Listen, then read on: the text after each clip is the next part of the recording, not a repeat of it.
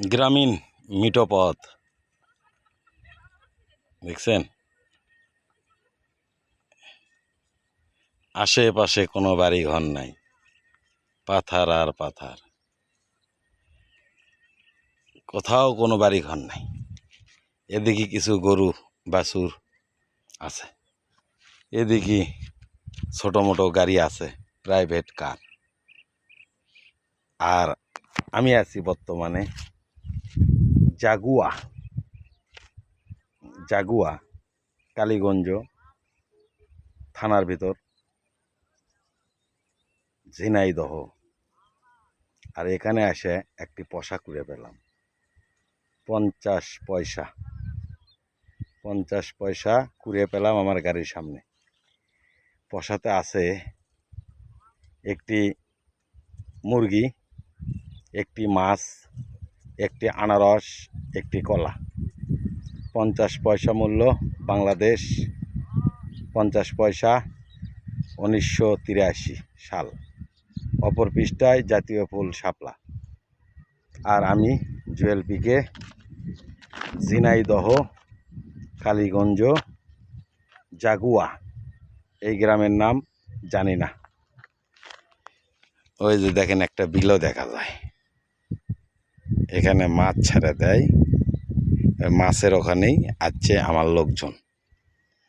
আর এটা গাড়ি আমি বর্তমানে চালাচ্ছি, রোডঘাটের অবস্থা খুব খারাপ,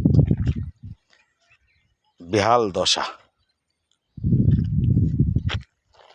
মনে হয় না যে এমিন দেয় কোনো গাড়ি ঘোড়া চলে।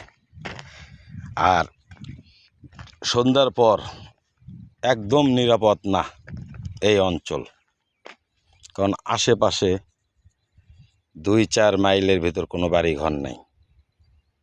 একটা মানুষকে যদি মানুষ খাম করেও থুয়ে দেয়, সারা রাত ধরে ডাকলেও একটা লোক আসবে না আপনাকে বাঁচাতে।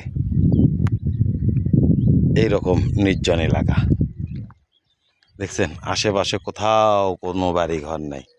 2-4-5 কিলো মধ্যেও কোনো বাড়ি ঘর নেই।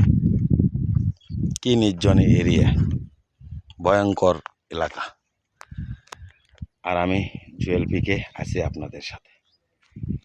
এরকম আনকমন ভিডিও পেতে আমার সঙ্গেই থাকবেন। আর এরকম পয়সা কিন্তু আমার 1 টাকার লোট আছে, 25 পয়সা আছে। 1 টাকা কোনটা জানেন? ওই যে সোনালি কালার ওটা আছে, এটা আছে। তারপরে 2 টাকার লোট সম্ভবত একটা আছে পুরাতন।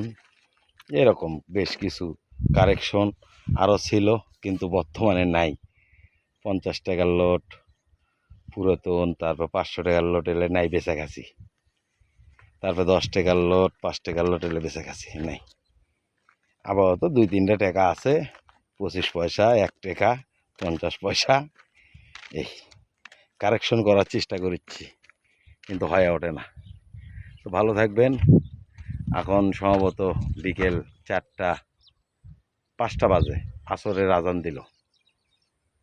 ঝিনাইদহ থেকে জুয়েল পিকে, আল্লাহ হাফেজ।